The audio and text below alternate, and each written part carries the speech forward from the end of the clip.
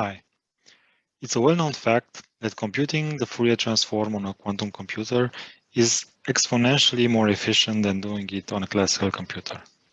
So what I want to do today is compare the two results, the results of the same input, once on a classical computer and then on a quantum simulator. So the algorithm for computing the quantum Fourier transform, the QFT, is defined as the inverse discrete Fourier transform. I'm not sure why that is. I assume that in quantum computing, if you want to measure in a certain basis, you need to first apply the inverse transformation to the state vector you're studying and then do the measurement. So I'm guessing that's the reason that the QFT is defined as the minus discrete Fourier transform. Okay. So in order to compare the results of the two, I'm going to start first with an array in the classical sense with 32 elements. I'm going to set it up in some way, and then I'm going to apply the FFT on it. And see, we're going to see together the results. And then I'm going to go to uranium, which is our quantum computing simulator, and I'm going to do the same thing. Prepare a state vector in a similar form as the classical array, and then apply the QFT on it. I have already prepared my circuit here, and we're going to see the results, and we're going to compare them. First, just let me define my graphs here. In the first graph, I have plotted the array I want to study. In the second and third, I am plotting the result of the discrete Fourier transform. The second is the real part of the Fourier transform, and the third is the imaginary part of the Fourier transform. And finally, the fourth is the absolute value of each element in the Fourier transform. So now let's take a simple case where the input is just a 1 at position 0 and 0 everywhere else. We can see that the result is just the uniform distribution over the entire array. All the values are real and they are reflected in the absolute value. It's the same value. Now, if we move this one from the 0th index to the first index, let's see what happens to one index, sorry. This looks a little more interesting.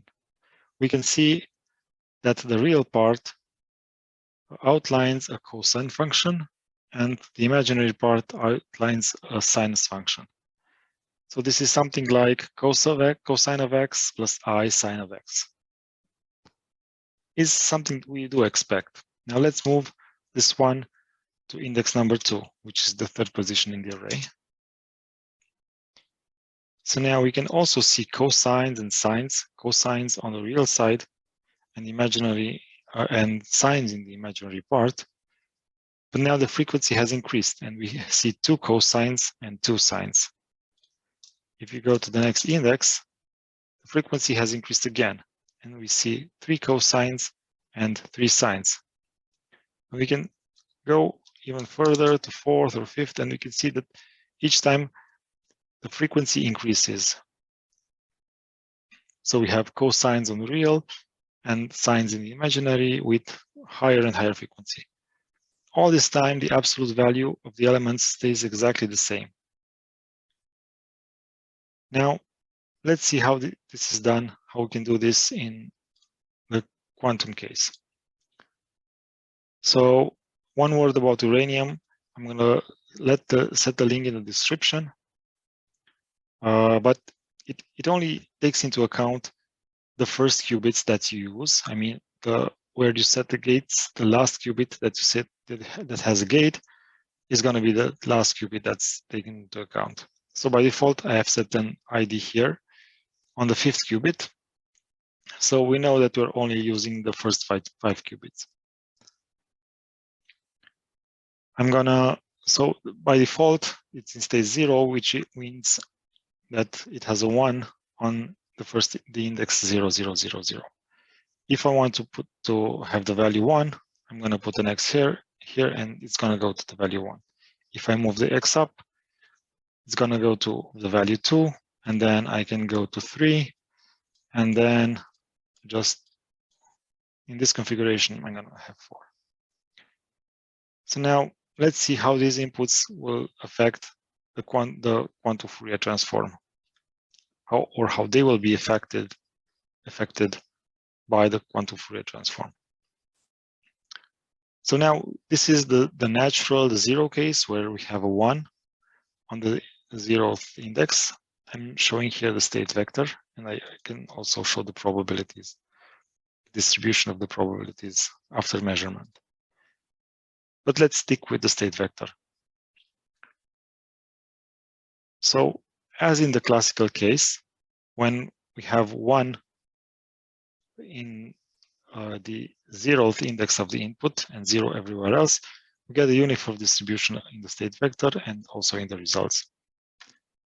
Now, if I move the index, the input, to have a 1 on the 1 index, we have the same pattern, right? A cosine on the real part of the vector, the resulting vector, and the sine on the imaginary part of the resulting vector. Now I go to 2. The frequency has increased. Now I go to 3. We have 3 sines, 3 cosines, 3 sines. And now I can go to 4. The frequency has increased again, and I can go on. This is pretty cool. Now let's take a look at some other functions. So let's take a step function, a step up function, where the first half of the array is 0, and the next half of the array is 1. We get a rather peculiar looking result. This is the real part, and this is the imaginary part. And this is the absolute value of the elements. Now let's see how we can do that in the quantum computer or in the quantum simulator. I've prepared here a step function where in the state vector, the first part is 0, and the second part has a uniform distribution. We do, if you want me to explain the input, is that all the parts that have that are in the bottom part have a 1, right? So I need to have a 1 on the first qubit, and then it's all possible combinations, which means I have Hadamard's in all the next 4 qubits.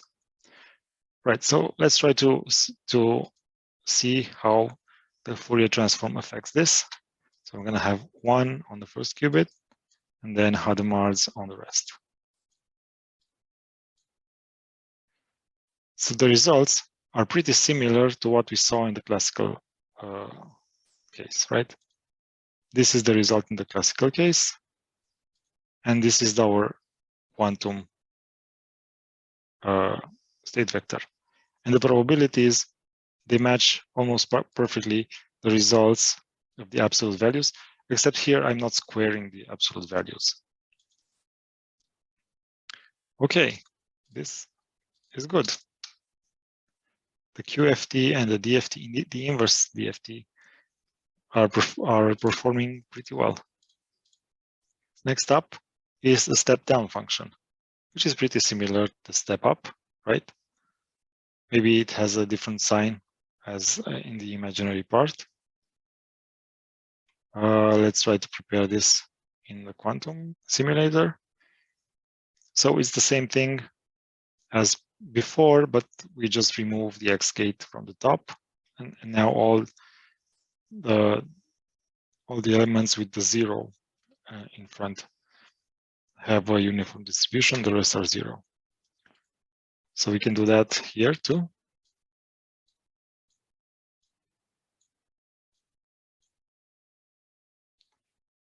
And the state vector is similar to the real, to the classical case. And the last shape I prepared is a square function, where just the middle of part of the array is has value 1. and this is the real and imaginary part, and then the absolute values. And we can also do that in quantum, right? This is the way to do it, to prepare the input. And we can do that here, right? Just move a few gates around. And this is the result. Pretty similar to this result. The probabilities are pretty similar to the classical values.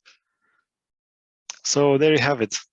We've shown that the quantum Fourier transform and the inverse discrete Fourier transform are performing in the same way. Thanks for watching.